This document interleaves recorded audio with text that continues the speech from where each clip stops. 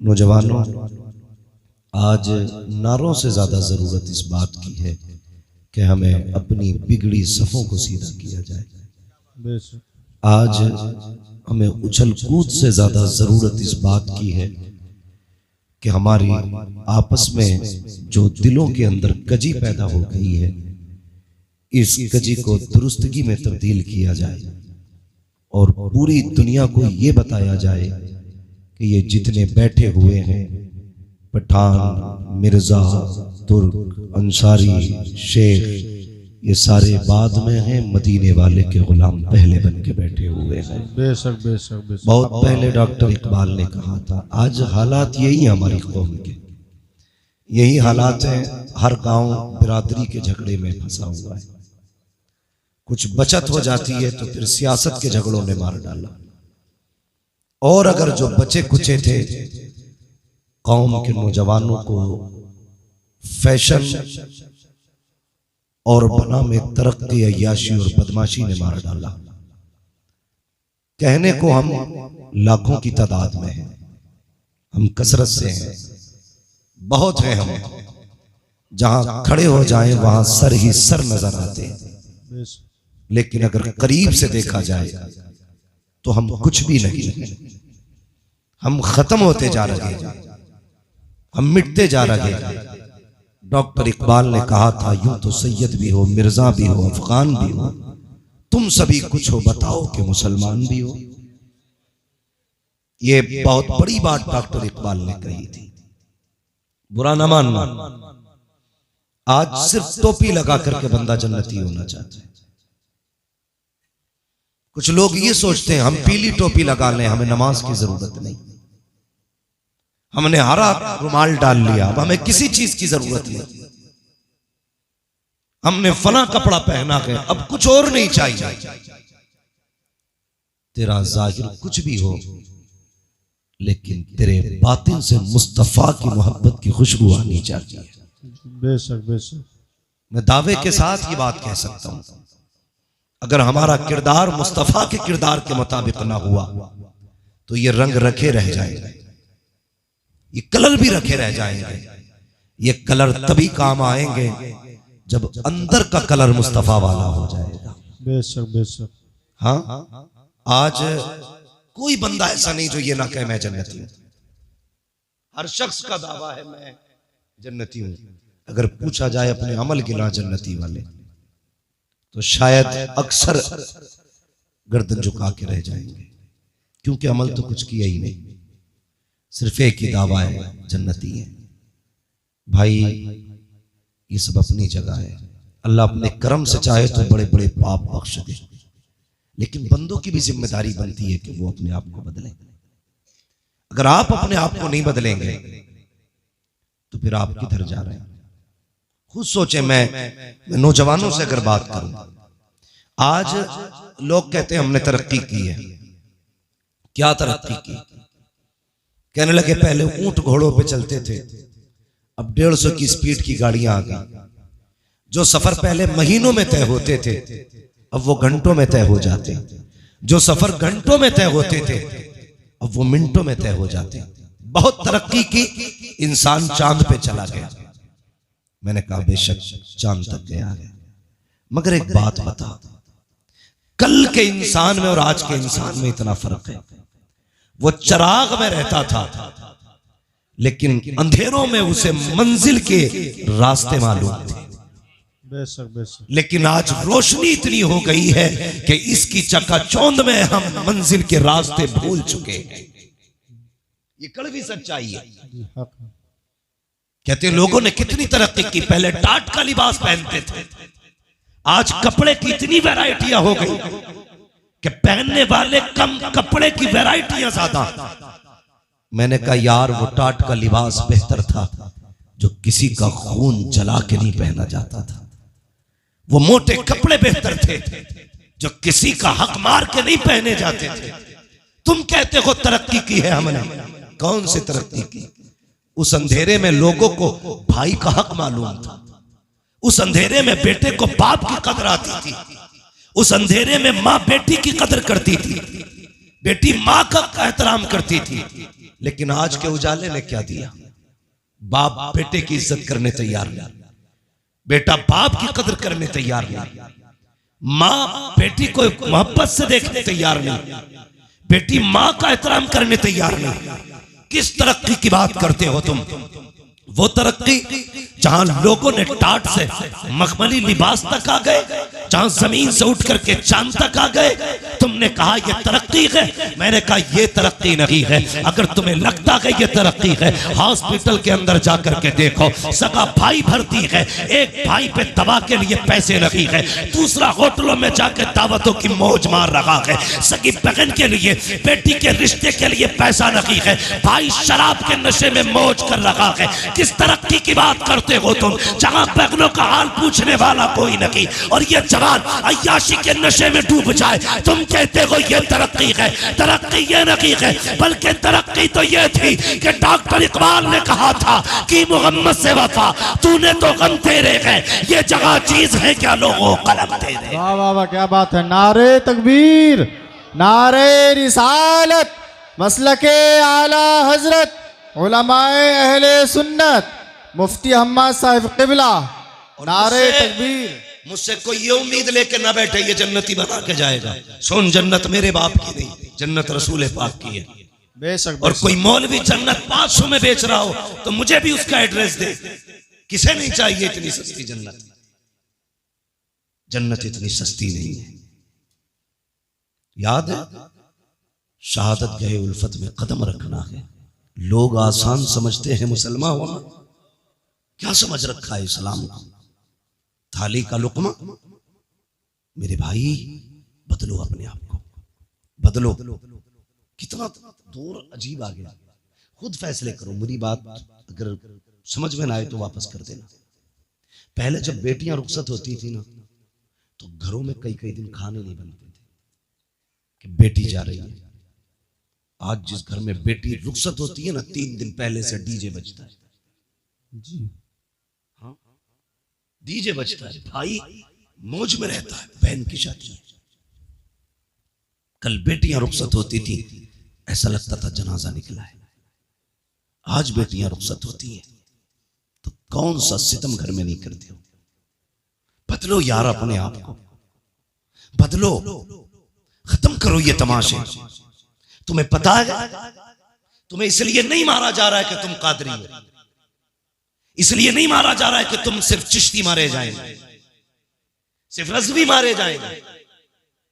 हाँ, जो वारसी होगा नहीं मरेगा।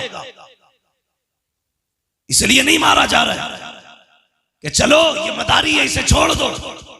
तुम्हें इसलिए मारा जा रहा है या तो तुम्हारे नाम के आगे मोहम्मद लगा है या नाम के आखिर में अहमद लगा है। जी बेशक बेशक। अगर अब भी नहीं समझे तो अब समझाने तुम्हें जिब्रील नहीं आएंगे। ये घरों के झगड़ों से निकलो। मामला उम्मत का है। अपने हक के लिए खड़े हो, उम्मत के लिए खड़े हो। हम किस रविश पे जा रहे हैं कोई फर्क पड़ता है? जिसके जी में आता है ट्रेन में गोली मार दी जाती है, जी जी। जो चाहता है रोड पे कूट देता है। दाढ़ी वाला देखा जहां चाहा मार लिया गया। ये उम्मत इतनी लावारिस हो गई कि जो जहां चाहे हाथ उठा दे।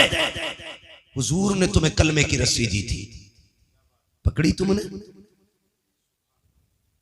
हम तो ये सोचते आज इनके घर में आग लगी है, वाह मौलवी का घर चल रहा, मेरा बचा है।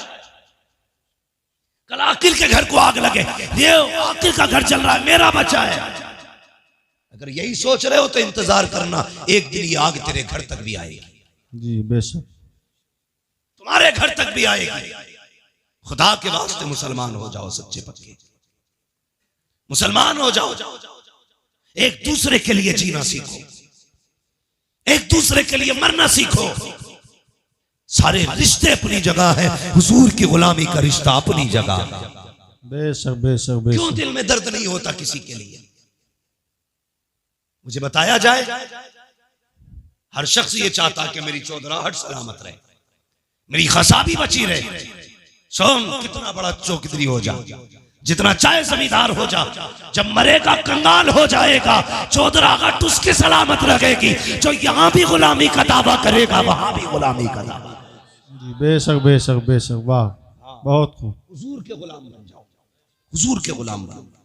कौन सा बवाल नहीं है हमारे समाज में, एक हंगामा मैशर हो तो भूलो उसको, जी सैकड़ों बातों का रह रह के ख्याल आता है। जी, बेशक बेशक। हमारा मुआशरा मर्द पीरों से पहले से तबाह है, अब तो औरतें पीर बन के निकल आए। हाँ, पहले के आतंक मियाओं के कम थे, अब औरतें मियां बन गई। एक दिन आगरे से फोन आता है कि हमारे यहाँ एक खातून है, वो लोगों को इलाज भी कर रही है, मुरीद भी कर रही है। बताइए, हमारी कौम औरतों के आगे झुक जाती है जाकर के। हमें तो इतना भी नहीं पता औरत की अपनी हद क्या होती है, उसका अपना मकाम क्या होता है।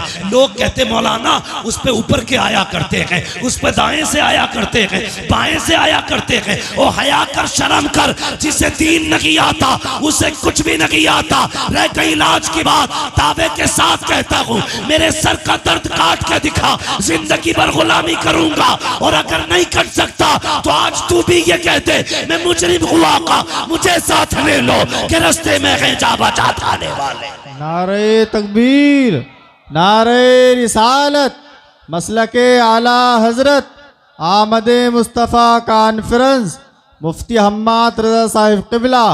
नारे तकबीर, नारे रिसालत। बगैर तो ने इस्लाम की खेल बना दिया इस्लाम को। ये इस्लाम तुम्हारे बाप की जागीर नहीं, ये इस्लाम फातिमा ज़हरा के बाबा की जागीर है। बेशक बेशक। हाँ, दीन को सलामत रखो, बदलो अपने आप को। समाज इतना गंदा, ये पैसा सिर्फ सब कुछ पैसे के लिए हो रहा है, सब कुछ पैसे के लिए।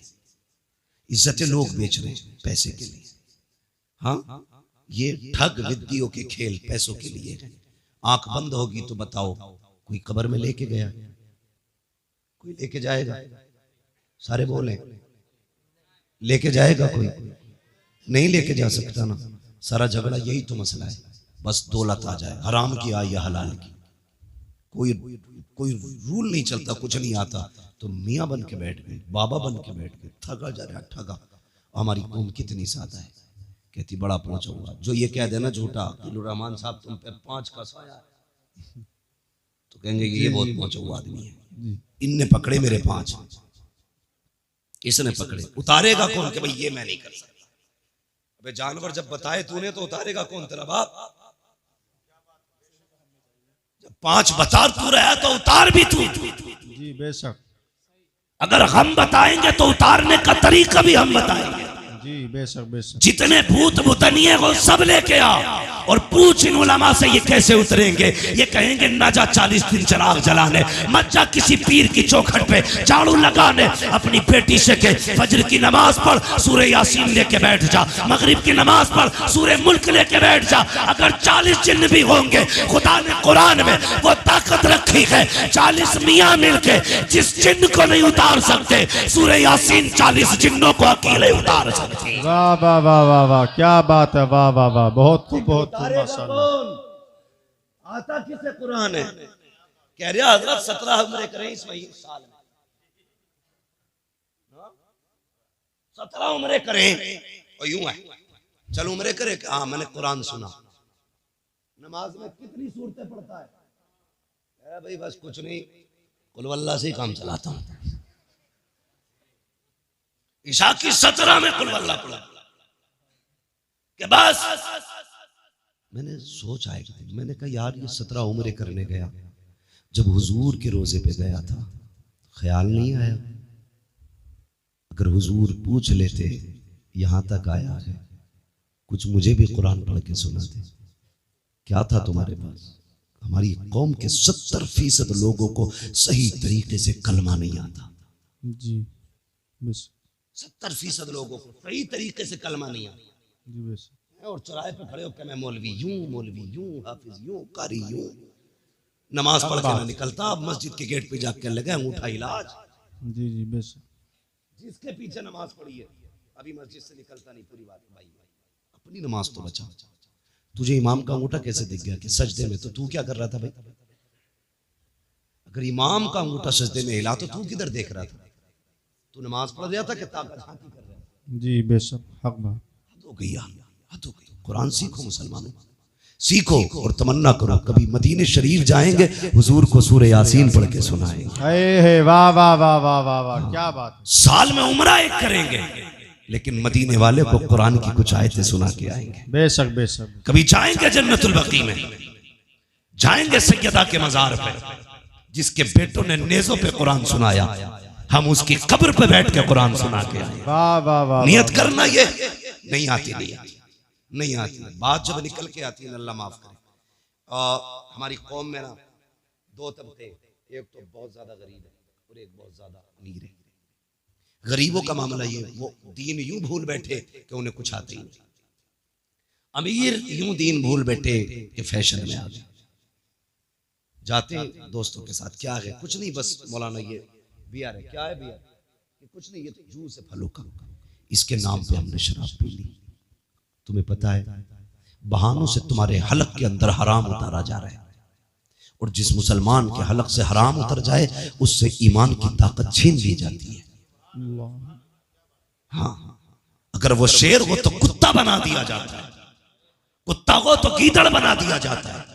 मैं कहता हूँ हलाल लुकमे का, खुदा की कसम गीदड़ होगा अल्लाह तुझे शेर बना दे। बेशक बेशक। ये हलाल लुकमों की ताकत है। हमारी कौम का जवान टूटता जा रहा है, दो चीजों ने बर्बाद किया, एक नेट का नशा, दूसरा शराब का नशा। जी जी। बदलो इन चीजों से, सबसे निकलो, सबसे निकलो।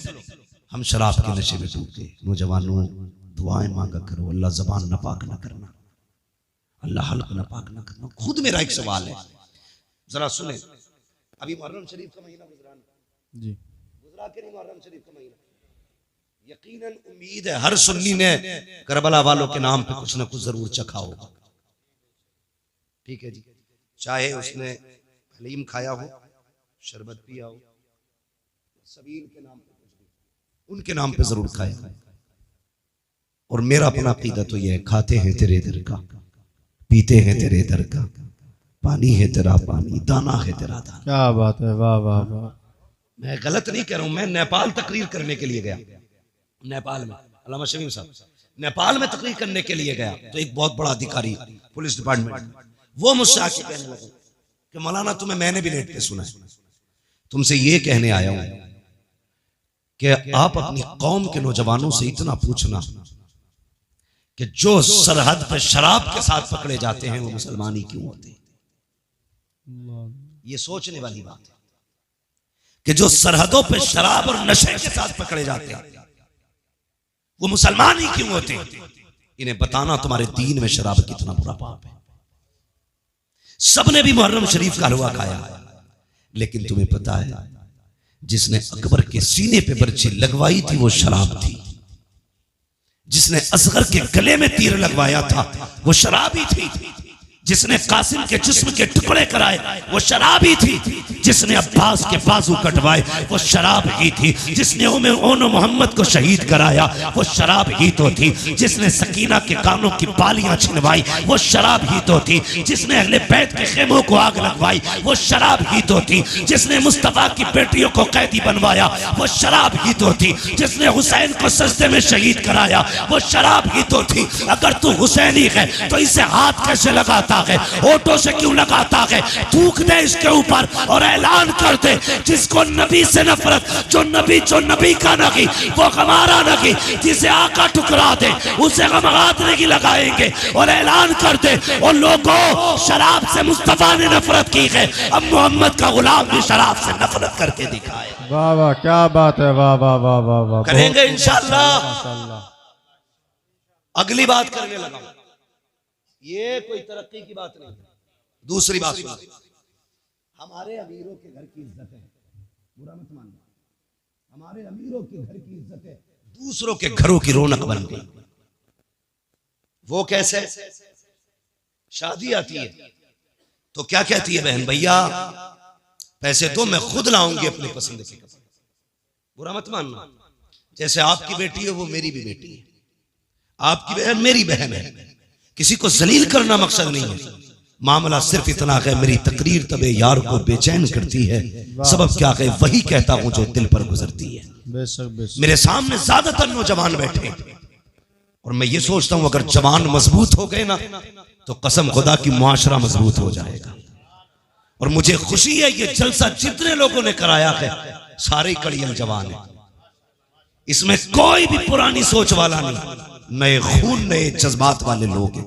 और उम्मीद है इंशाअल्लाह एक इनकलाब आना है, जी बेशक एक इनकलाब आना है और हमारे माशरे को साफ सुथरा होकर के लोगों के सामने आना है। नौजवानों वादा करो हम अपने माशरे को बेहतर करेंगे, बोलो इंशाअल्लाह, इंशाअल्लाह, जोर से इंशाअल्लाह। अभी आप सारे नहीं बोल रहे, बोलो इंशाअल्लाह। गलतियां हमने क्या की, बहुत गौर से सुनो।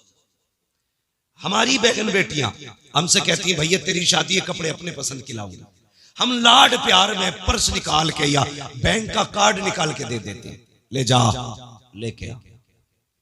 जब वो लाई तो हमने कुछ नहीं देखा, जब उसने आके पहने तो फिर गैरत आ रही थी, लाने के बाद पहने, लेकिन हमें नहीं, देखने वालों को गैरत आई।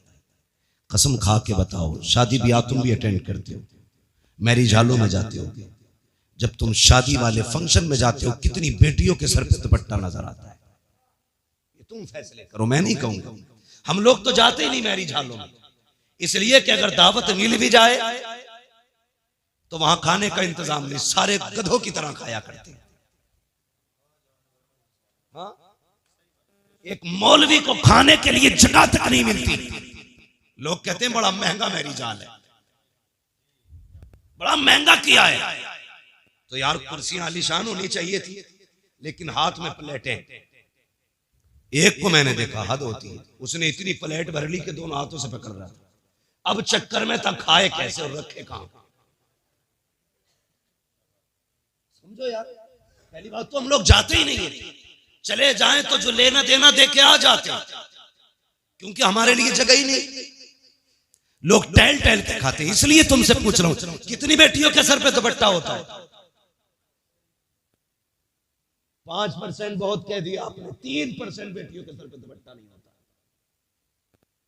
ये दुपट्टे सड़क के गले में आ गए और वहीं पे फिर हुक्म होता है नौजवान दूल्हा की तरफ से कि सारी एक एक मेहमान की वीडियो बननी चाहिए। उसी मेहमान में किसी के घर की बेटी भी खड़ी है, किसी के घर की बहन भी खड़ी है, किसी की बीवी भी आई खड़ी है, बिना दुपट्टे के सबकी वीडियो बन रही है। लोग दूल्हा को कम देखा करते हैं, उन तमाशों को ज्यादा देखा करते हैं। कहीं कहीं पे अगर लड़कियां खड़ी होती हैं, ये वीडियो बनाने वाले, शादियों में औरतों का तमाशा बनाने वाले इतने बेगैरत होते हैं। जिन बेटियों के सर पे दुपट्टे नहीं होते उनके चेहरों को जूम करके कैमरे में लिया जाता है, रोक रोक के वीडियो बनाई जाती है, फिर कहा जाता है फलां की शादी की वीडियो मुझे भी देना, फलां की शादी की वीडियो मुझे भी देना। किसकी वीडियो है? मेरे भाई की शादी की है। नहीं, कितनी बेगैरती का लिबादा ओढ़ा है। तेरी बेटी की जब वीडियो नौजवान रात को बिस्तर पे लेट के देखता है और तुझे तो पता भी नहीं है कहां रोक के वीडियो देखी जाती है,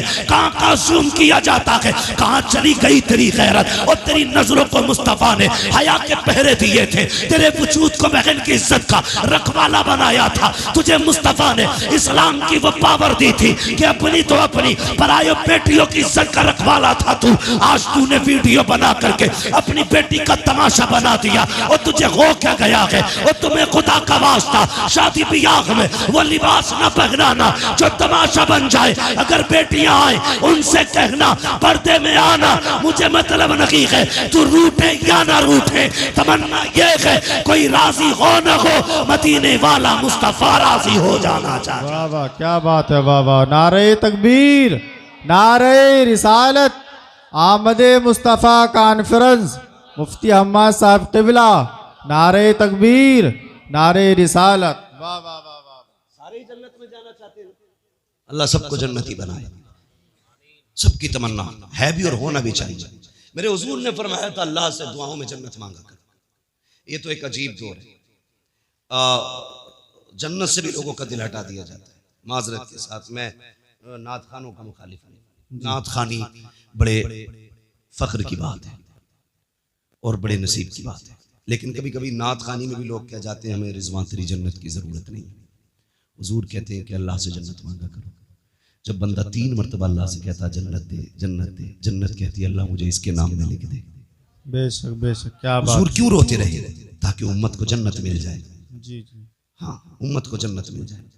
हाँ, कितनी जोर से कह रहे हैं, मुझे देख के जहन्नम को भी आ गया पसीना। ये कोई तुम्हारे घर का हीटर नहीं है कि जब चाहो कान ऐंठ के ठंडा कर दिया। ये जहन्नम है, ये जहन्नम है। तुम्हें पता है ये जो गर्मी होती है ना, ये जहन्नम की सांस से गर्मी होती है। जिसकी सांस में इतनी गर्मी है उसके अंदर कितनी गर्मी होगी। दुआ कर अल्लाह से, पुलसिरात से गुजरने की बारी आए ना तो हुजूर की दुआएं बस साथ लग जाए। अगर उनकी दुआएं साथ न लगी ना तो फिर खैरियत नहीं है, खैरियत नहीं है। मैं यहां लामा बना फिरता हूं, यहां हमारी पगड़ी और जुब्बे की इज्जत है, वहां कोई मसला नहीं है। वहां सारी एक लाइन में खड़े होंगे, बता क्या करके आया है, सबको बताना है तूने क्या किया, तूने क्या किया। दुआ करना यार, अमल तुल रहे हो तो मुस्तफ़ा खड़े हो, वाह, पुलसिरात से गुजर रहे हो तो हुजूर दुआएं कर रहे हो। बेशक अगर हुजूर दुआएं करेंगे तो बरेली के इमाम ने कहा था रजा पुल से वजद करते गुजरिए कि है रब्बे सल्लिम दुआए मोहम्मद। क्या बात। हुजूर अगर दुआ कर देंगे तभी बेड़ा पार होगा, वरना काम नहीं है ऐसे, नहीं है काम ऐसे। बेटियों को सिखाओ दीन क्या है, खुद भी समझो दीन क्या है। खुदा की कसम तेरी मेरी बेटी की औकात क्या है? हाँ, क्या औकात है हमारी तुम्हारी बेटी की? खुद अगर हम देखें, लोग कहते हैं यार तू बड़ा मशहूर है, मैं कहता हूँ अल्लाह का शुक्र है उसने मेरे ऐबों पे पर्दे डाल रखे हैं। अगर वो पर्दे उठा देना, हाथ चूमना तो बड़ी बात है, कोई महफिल में न बैठाएगा। ये तो करम है उसका कि वो बंदों के राज पे पर्दे डाले रहता है। बड़ा करीब है वो, बहुत करीब है। लेकिन कुछ हमारी भी जिम्मेदारियां बनती है, हमारी भी जिम्मेदारियां बनती हैं। लोग कहते हैं अगर वो ऐसा है तो फिर ऐसा क्यों नहीं है, अगर वो मुझसे नाराज है तो फिर मुझे मुसीबत में क्यों नहीं डालता। उसे चैलेंज न कर, अगर वो जिद पे आ जाए ना, एक सेकंड नहीं लगेगा, पूरी दुनिया को सजदे में गिरा देगा, पूरी दुनिया को। बड़ी बात नहीं करता, सिर्फ ऑक्सीजन बंद कर देना अल्लाह, सिर्फ ऑक्सीजन, तो पूरी दुनिया सजदे में होगी जी। बेशक। बाकी तो बहुत चीजें। अंधे से पूछ आंखें क्या होती है, कभी अपाहिज से पूछ हाथ पैर क्या होते, गूंगे से पूछ जबान क्या है, बहरे से पूछ कान कितनी बड़ी दौलत है। जिसे रब ने ये दिया है खुदा की कसम वो बहुत अमीर है, बहुत अमीर है। कभी इन नेमतों पर शुक्रिया अदा किया करो उसका, इन नेमतों पर शुक्रिया अदा किया करो। हम तो ये सोचते हैं ये हमारा हक था, ये कान हमारा हक है, ये नाक हमारी हक है हमारा, ये पैर हमारे हक है। नहीं, मालिक है वो जिसकी चाहे टांगे तोड़ दे, जिसको चाहे हवाओं में उड़ाए, वो मुख्तार है, उसकी हुकूमत में किसी का दखल नहीं है, जो चाहे फैसले करे। हाँ, अल्लाह से डरना चाहिए, डरना चाहिए। लोग कहते हैं मेरी बेटी है तुझे क्या हुआ, हमें कोई फर्क नहीं पड़ता, किसी की भाग जाए या रह जाए। डर इस बात का कयामत में सैयदा के सामने किस मुंह से जाओगे, सिर्फ इस बात का डर। ये कुर्ता जुब्बे पजामे कपड़ों वाले लोग जानते हो क्यों, ये क्यों चीखते हैं, क्या फायदा इसका? तुम्हारी बेटी अगर जींस में है इनका क्या नुकसान है, तुम्हारी बेटी अगर दुपट्टे में आ गई इनका क्या फायदा है? ये सिर्फ इसलिए मेहनत करते हैं, अगर तुम और तुम्हारी बेटी जन्नत में चली गई तो हमारा क्या जाएगा। हम तो बस वो बताना चाहते हैं जो हुजूर ने कहा है जी। बस तुम्हारी मेरी बेटी की औकात क्या है। खुदा की कसम कायनात में अली की बेटी जैसी लाके दिखाओ। वाह वाह वाह वाह, क्या बात। आज कोई अली की बेटी जैसी बेटी लाके दिखाओ। बेशक बेशक। हाँ, करबला की पूरी तारीख पढ़ डाली है। 13 मुहर्रम से चलने वाला काफिला 27 रमजान को मदीना शरीफ पहुंचा, लेकिन तारीख की किसी लाइन में नहीं मिलता कि सैयदा ज़ैनब को किसी ने बेपर्दा देखा हो। बताओ ना मुझे, क्या तेरी बेटी का स्टेटस क्या है? प्रधान की बेटी है, बस जमींदार की बेटी है। ज़ैनब का स्टेटस ये है, उसका बाप वलियों का इमाम है, उसका भाई शहीदों का इमाम है, उसका नाना सारे नबियों का इमाम है। बेशक बेशक, क्या बात है। वाह वाह वाह। ज़ैनब का स्टेटस, तेरी बेटी का स्टेटस क्या है? सोच तो सही। जिसको खुदा ने इतनी खानदानी इज्जत बख्शी हो, भाई शहीदों का इमाम, माँ जन्नती औरतों की सरदार, बाप वलियों का इमाम, नाना नबियों का इमाम, घराना कायनात का इमाम। बेशक बेशक बेशक। वो पावर वाली 13 मुहर्रम से 27 रमजान तक कैदी बनकर रही, किसी ने बेपर्दा नहीं देखी। तेरी बेटी ने 13 साल उम्र क्या गुजारी, 10 मुहर्रम को तेरी बेटी ने मेले के नाम पे, मुहर्रम के नाम पे दुपट्टा उतार दिया। सोचो हम किधर जा रहे हैं, किधर जा रहे हैं। अगर पर्दे की बात आ जाए तो लोगों को चिढ़ हो जाती है कि ये बरेलवी नहीं है। कहा क्योंकि हमारी बेटी को मुहर्रम से रोक रहा। कितना गलत तोड़ मरोड़ के बात बयान कर दी जाती है। हम तुम्हारी बेटी को शरीयत की हद बता रहे हैं, हम अपनी बेटियों को शरीयत की हुदूद सिखा रहे हैं। हम बताना चाहते हैं तेरी इज्जत मेले बाजारों में नहीं है, तेरी इज्जत रब ने घर की चार दीवारी में रखी। बेशक क्यों नहीं सिखाते बेटियों को? खुदा की कसम सुने बहुत गौर से, किसी की भी बेटी, मेरी बेटी है, तेरी बेटी, बाजार में जाए या मेले में जाए, कितने कंधे गैर महरम के लगते, खुद बताइए। या सारे बायजीद बुस्तामी खड़े बाजार में, या जाने वाली राबिया बसरिया के सब? नहीं, ना कोई बायजीद बुस्तामी है, ना कोई राबिया बसरिया है। एक बाजार से निकलो 10 लोगों से कांधा टकराता है और कोई फर्क तक नहीं पड़ता। सुन, यजीद के दरबार में अली की बेटियां खड़ी थी। मैं बता रहा हूं तुम्हें इस्लाम क्या है। यजीद के दरबार में हुसैन की बेटियां खड़ी। हाँ, सुबह पहुंची यजीद के दरबार में और वो नशे में था शराब के। दरबानों ने कहा सुन, अली की बेटियां आई हैं। उसने कहा खड़ा रहने दो।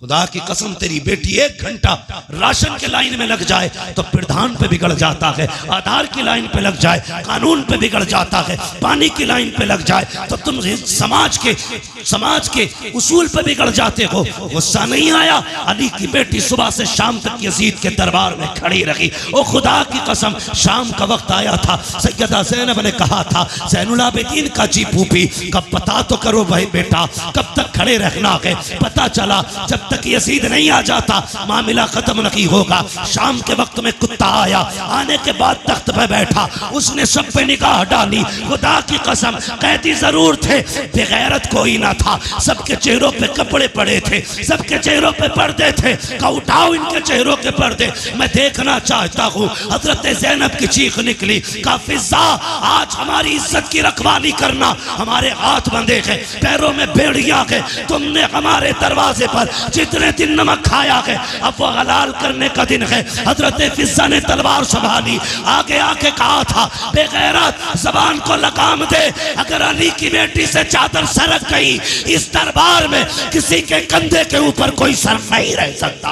वाह वाह, क्या बात है, नारे तकबीर। क्या पता गैरत किसे कहते? क्या बात है, बेशक बेशक। तू क्या जाने इज्जत क्या है?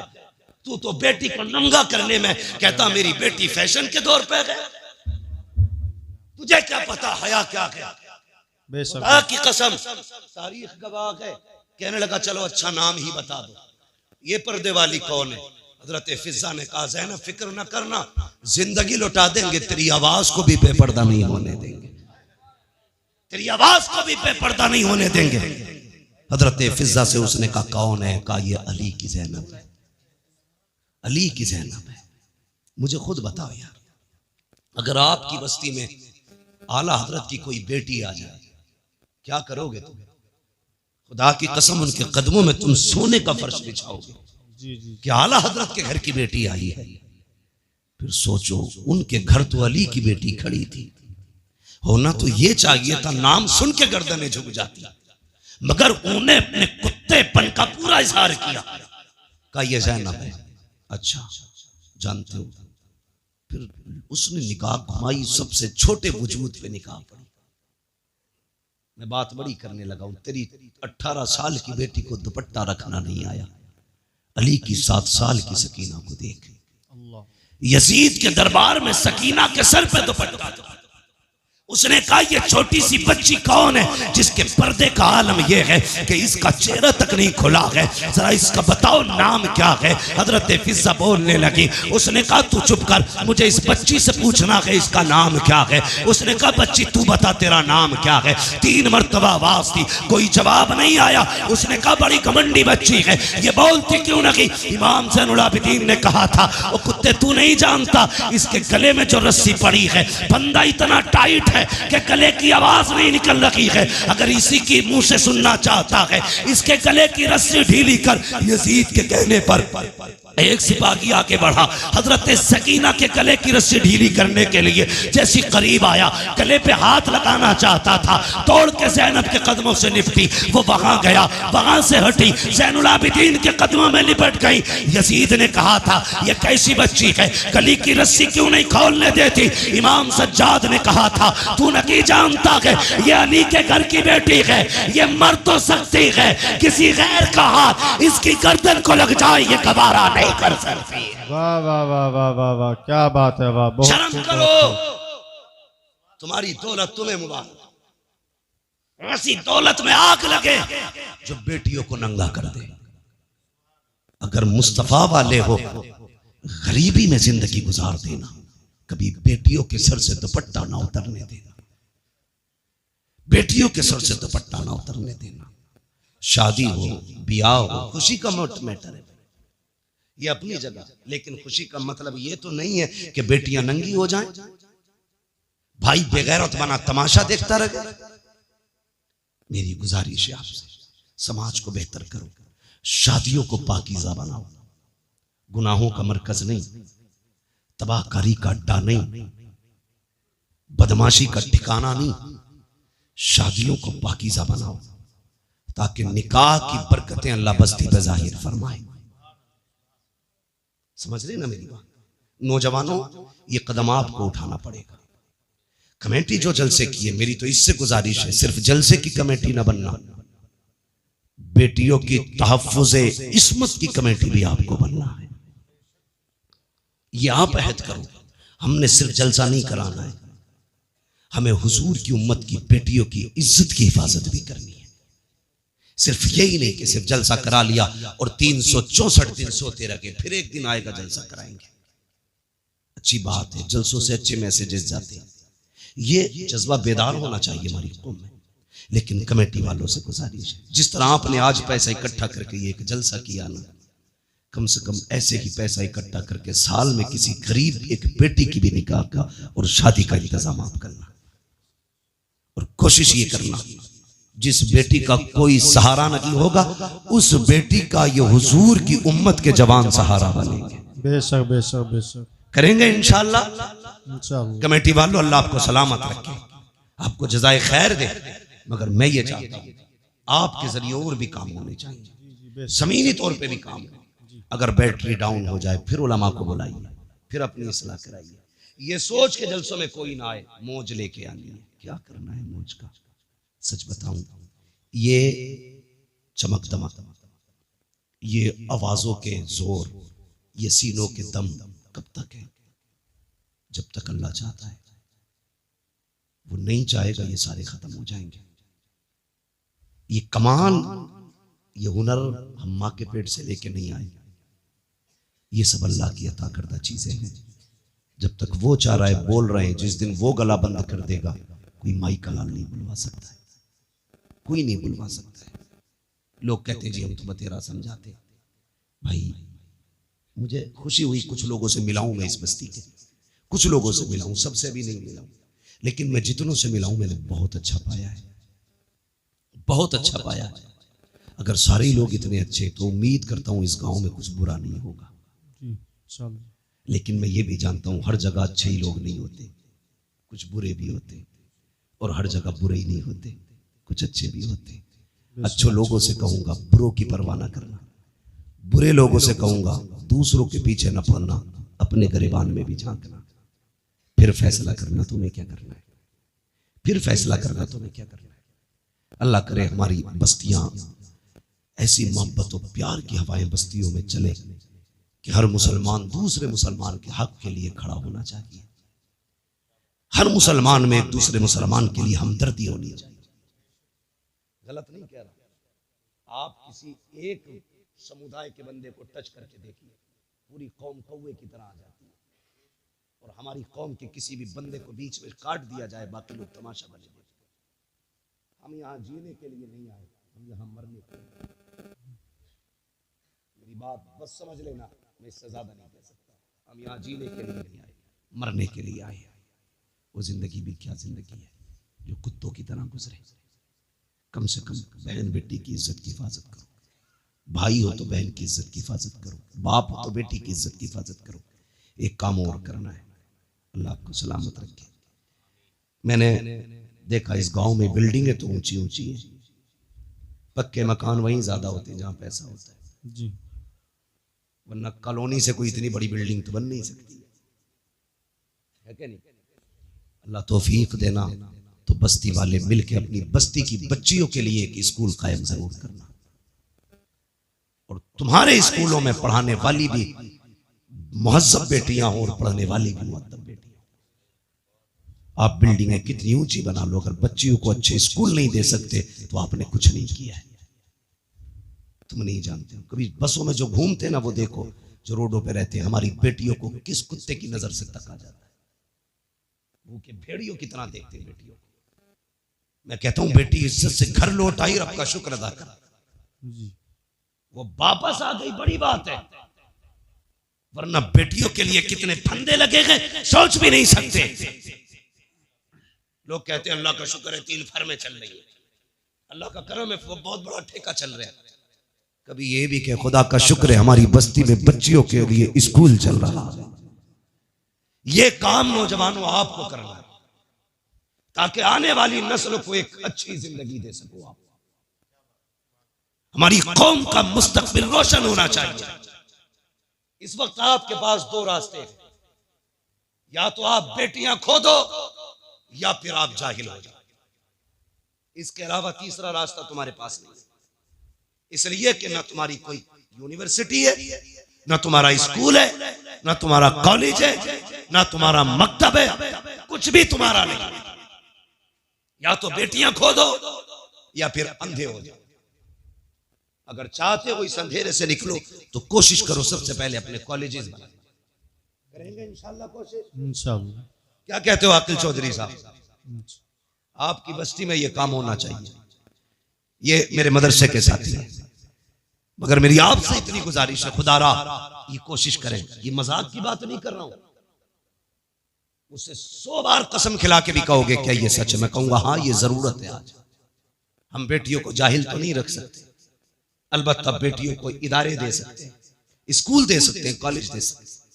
कितनी तकलीफ हुई थी अभी, एक ही स्कूल के अंदर एक बच्चे को इसलिए पिटवाया जाता है कि वो मुसलमान। हमारी कौम के न डीजे पे फर्क पड़ा, न बारात के रंगों पे फर्क पड़ा, न आतिशबाजी पे फर्क पड़ा, न हमारी कौम के फालतू के खर्चों पे फर्क पड़ा। अब भी होटलों में उसी शान से पार्टियां चल रही हैं जिस शान से चल रही थी, इसलिए कि कौम बेगैरत हो चुकी है। अगर गैरत होती उसी दिन सैकड़ों कॉलेजों की बुनियाद पड़ जाती, ऐलान कर दिया जाता हम किसी के मोहताज नहीं है, बच्चे भी हमारे हैं, स्कूल भी हमारे खोले जाए। बेशक बेशक बेशक, वाह वाह वाह, बहुत खूब। मुझे बताओ, जो कौम मदरसों को ज़कात दे सकती है वो अपने स्कूल नहीं बना सकती? बोलो ना। लोग कहते हैं वो पढ़ा तो था, वो मुसलमान होने की वजह से पीछा कर दिया। मुसलमान होने की वजह से पीछा नहीं करा, ये नकलों से पास होकर वहां तक पहुंचा था। इसने पढ़ाई नहीं था ढंग से। 7वें तक तो वो खिलाई जाती है, पंजीरी कहते हैं क्या, खिचड़ी भदीरी। हाँ, 8वें तक जिंदगी अंधा करके उसकी ना बिल्कुल ठप कर दी जाती है। उसके बाद हमारे हमदर्द बनते लोग कि 500 रुपए दे दे नकल करवा देंगे, पास हो गया, अब्बा लड्डू बांट रहे, अब बेटा पास हुआ, ये नहीं बताता 500 रुपए नकल के भी दिए। जी जी। अब वो जो पास होके आया ना, उससे बड़ा भाग कुछ नहीं आता, क्योंकि उसने तो बोर्ड पे से नकल की थी ना, पास हो गया। ऐसे ही पैसे दे के पास होता रहा। जब इंटरव्यू में बैठा तो लोग कहते हैं मुसलमान होने की वजह से निकाल दिया। नहीं बे, तू गधा था इसलिए निकाला गया। अगर काबिल होता तो सीट तेरी थी। अगर तुझ में हुनर है तो कोई तुझसे तेरा हक नहीं छीन सकता। क्या मुसलमान आईएएस नहीं है? मुसलमान आईपीएस नहीं है? क्या वो गोली मार के बैठे? नहीं, काबिल थे अपना हक लेना जानते। जी बेशक। अगर हक हासिल करना पड़ेगा तो काबिल बनना पड़ेगा। इसलिए पंजीरी छोड़ो, खिचड़ी छोड़ो, नकल छोड़ो, भले 3 बार फेल हो लेकिन अपनी मेहनत से हाई स्कूल पास कर। समझ गए मेरी बात? अब्बा 500 रुपए दे के औलाद को पास करा के लड्डू ना बांट, वरना ये तेरी कब्र पे लात मारेगा। वो कहेगा तूने लड्डू ना बांटे होते तो आज मैं हाई स्कूल करने के बाद घास नहीं खोद रहा होता।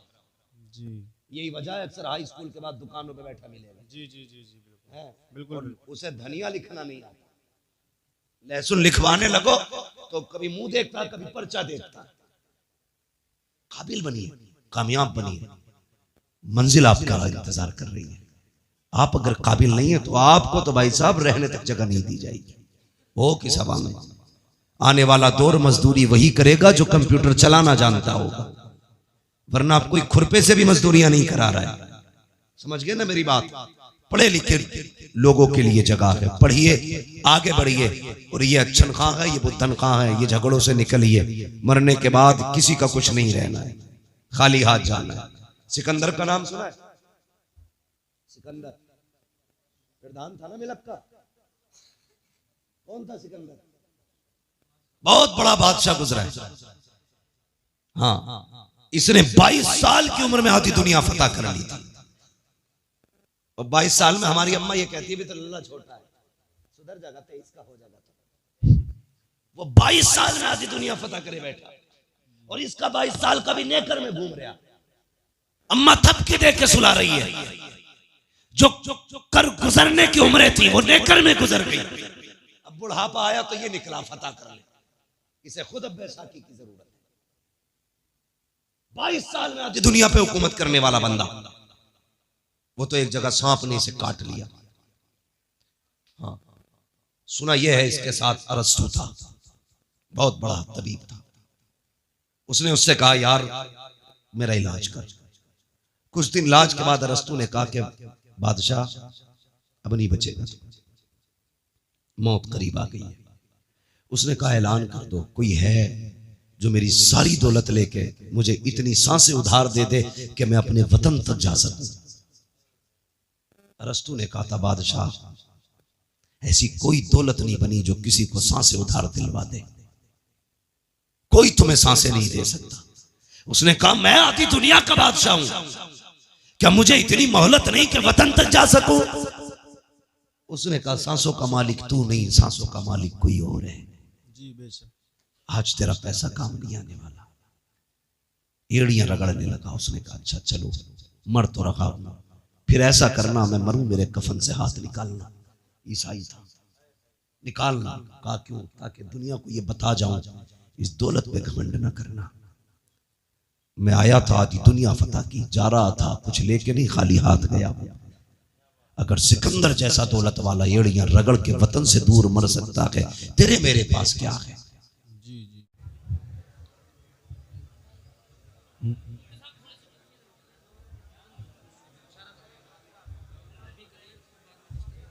कुर्सी की तरफ करनी है, वो तो पहले ही कह रहा था लगाने के लिए।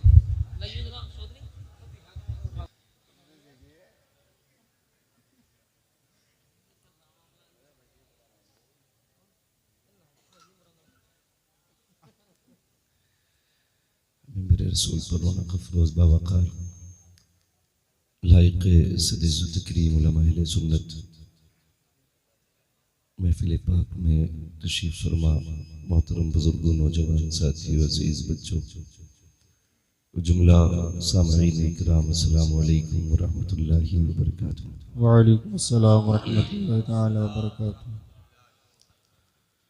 अल्हम्दुलिल्लाहि रब्बिल आलमीन वल आक़िबतु लिल मुत्तक़ीन वस्सलातु वस्सलामु अला रसूलिहिल करीम, अम्मा बअद, फ़अऊज़ु बिल्लाहि मिनश शैतानिर रजीम।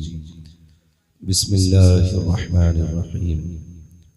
या अय्युहल्लज़ीना आमनू क़ू अन्फुसकुम व अहलीकुम नारा। आमन्तु बिल्लाहि सदक़ल्लाहु मौलानाल अज़ीम व सदक़ रसूलुहुन नबियुल उम्मियुल मुतीउल मुबीनुल मुईनुल करीम व नहनु अला ज़ालिका लमिनश शाहिदीन वश्शाकिरीन वल्हम्दुलिल्लाहि रब्बिल आलमीन। या खुदा बहरे जनाब मुस्तफ़ा इमदाद कुन, या रसूल अल्लाह अज़ बहरे खुदा इमदाद कुन। या शहीद करबला या दाफिए करबो बला गुल रुखा शहजादे गुलगुम क़बा इमदाद कुन आमीन गौसे आज़म बने बेसर सामा मददे क़िबले दी मददे काबे ईमा मददे बगिरदा बे बला उफ्ताद कश्ती मदद कुन या मुईनुद्दीन चिश्ती क़ादरी नारे या गौसे आज़म भी ज़लम दमज़ शेख अहमद रज़ा खां क़ुत्ब आलम भी ज़लम बलगल उला बिकमालिही कशफत दुजा बिजमालिही हसूनत जमीअ खिसालिही सल्लु अलैहि व आलिही करूं तेरे नाम पे जां फिदा न बस एक जां तो जहां फिदा दो जहां से भी नहीं जी भरा करूं क्या करोड़ों जहां नहीं। वाह भैया जिसको अपने नबी से जितनी मोहब्बत का दावा हो कोशिश करे उतनी आवाज़ के साथ रसूल और आले रसूल की बारगाह में दुरूद सलाम की डालियां निछावर कर ले पढ़े बावाज़े बुलंद अल्लाहुम्मा सल्ली अला सय्यिदिना मौलाना मुहम्मद बारी वसल्लम सल्लल्लाहु अलैहि वसल्लम शफीइना व नबीना मौलाना मुहम्मदिन मअदिल जुदी वल करम व आलिहि व अस्हाबिहि व बारिक वसल्लम सलातु व सलामुन अलैका या रसूलल्लाह सल्लल्लाहु तआला अलैहि वसल्लम। मैं दिली मुबारकबाद पेश करता हूँ तमाम अरकान कमेटी बानियान जलसा मेंबरान जलसा को जिन्होंने इस महफिल को मेहनत व मशक्क़त व मोहब्बत के साथ सजाया। अल्लाह ताला सबको इस महफिल पाक की ख़ास बरकतों और नेमतों और रहमतों से नवाजे आमीन। और जितने भी हमारे उलमाए सुन्नत इस महफिल में तशरीफ़ लाए अल्लाह ताला इन तमाम उलमा के इल्म व अमल और उम्र में बेपनाह बरकत अता फरमाए आमीन। मुझसे पहले आपने बड़े ही अच्छे अंदाज में हिंदुस्तान का बहुत मशहूर और बहुत पुराना लहजा जिसे हिंदुस्तान भर में भाई अकीलुर रहमान साहब के नाम से जाना पहचाना जाता है, आपने उनसे बड़े अच्छे अंदाज में नातो मनक़बत के अशार सुने। नक़ीब अहले सुन्नत भाई शाकिर रज़ा जामी साहब माशाअल्लाह नक़ाबत की जिम्मेदारियां अंजाम दे रहे हैं और आपने मुझसे पहले यकीनन खतीबुल हिंद हज़रत अल्लामा मौलाना अब्दुल क़य्यूम साहब क़िबला, हज़रत अल्लामा मौलाना शमीम रज़ा साहब क़िबला, इन उलमाए अहले सुन्नत से भी मुफीद बातें समाअत की। थोड़ी देर के लिए मैं भी हाजिर खिदमत हूँ, बस इतनी गुजारिश है जितनी देर सुने ना थोड़ा सा मोहब्बत के साथ सुने और कोई ये सोच के ना बैठे कि देखते हैं कि किस में कितनी ताकत है। यहाँ ताकत आजमाने के लिए कोई ना बैठे, जो भी बैठे बस अपने अमल के मुहासबे के लिए बैठे। कोशिश ये करें कि अगर कोई बात हमारे फ़ायदे की होगी तो उसे दिल पे लिख के लेके जाएंगे। यकीन जाने दिन और रात गुजरते जा रहे हैं, हर सेकंड, हर मिनट, हर घंटा ये वक्त का नहीं चढ़ रहा है, ये हमारी जिंदगी का कम होता जा रहा है।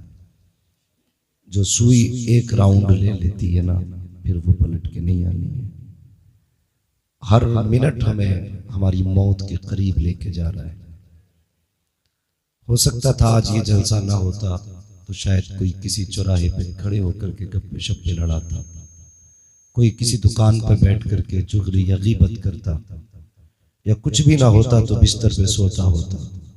ये करम है मुस्तफ़ा का कि दुनिया सो रही है, तुम्हें इतनी रात में अपने महबूब की महफिल में बैठा रखा है। ये अल्लाह का फजल करम है। इस बात पे जितना शुक्र अदा करो अपने रब का कम ही कम है।